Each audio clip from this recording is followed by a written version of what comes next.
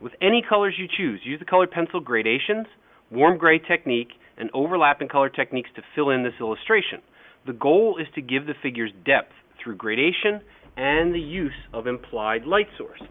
So when you look at illustrations based on a black and white ink design, what we're looking for is how do the values based on the light source create highlight, shadow, and whatever else it is that we're looking for. So for example, here's a finished version of this drawing. I looked at the areas of value based on these black shapes, which are the contour lines. Light source is established because I can see the cast shadow below the figure. So that means the light source is coming from the top. Where the values are based on the black contour lines, I've created areas of gradation where there's, let this gray shorts or the black shorts creates this highlight. I've left some areas of highlight and created gradation going from dark to light, and it has to follow the contours of the form. The skin tone's the same thing. I used a few different skin tone color pencils to create the values in the skin to make it appear as if the skin itself, the shoes, the socks, they all have gradation in highlight. So I could use any color, as I'd said. Maybe on the shirt, since it's a darker shirt, I might use this lighter color. So up against these black shapes here, what I need to do is I need to look at the gradation. In this case, I'm going to press hard up against these dark areas of black, kind of in and around them. I'm not covering over the black because that's already established. Now, as I work my way up to this highlight area, I need to do the same thing that I did in this section in creating that transition. So I'm going to lessen pressure and create highlight, working up to what might be just a 0 value up against the top of the shoulders here. Now you can use any color, but it's all about adding and subtracting pressure.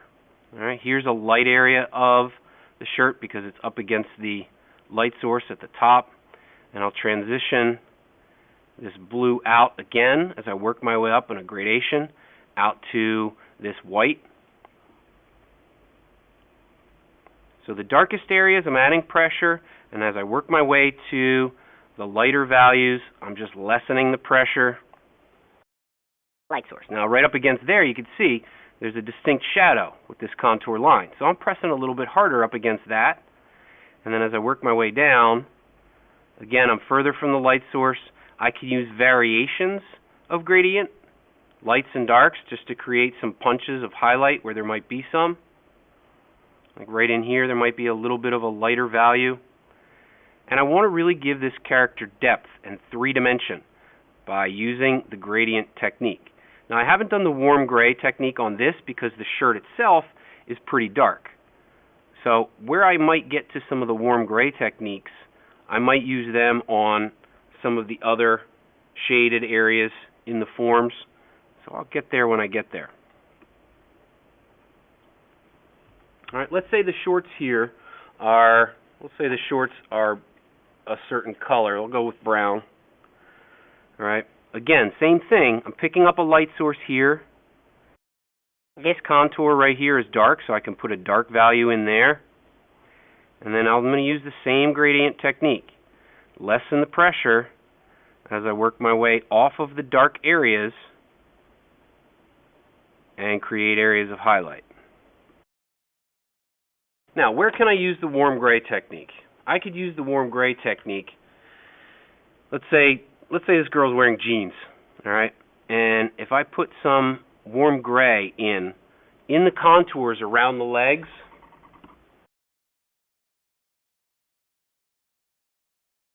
because the light source is coming from the top. I could do it down here to create a little bit of a shade between the legs. Again, any edges of separation where things overlap, I need to make sure that I'm following the light source and trying to create interesting edges of separation.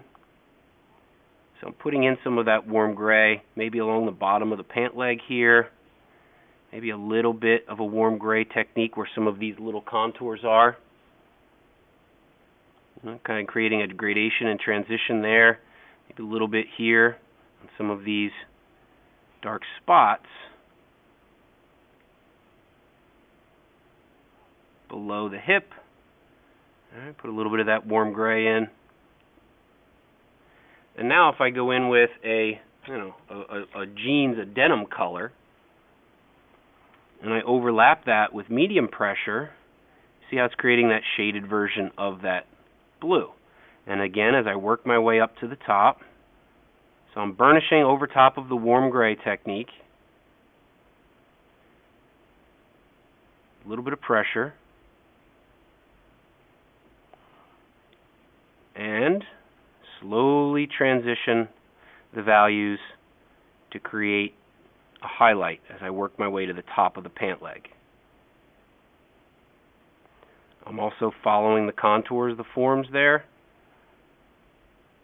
See how it's creating those shaded areas of the fabric. Coloring this in to be a solid color. I'm looking at the contours given to me by the edges of separation, the contour lines there, and I'm slowly building the gradients up to a highlight. May or may not be a full 0 value, it might just be a 1 value of the color, all right? But that's going to give the form more depth and dimension.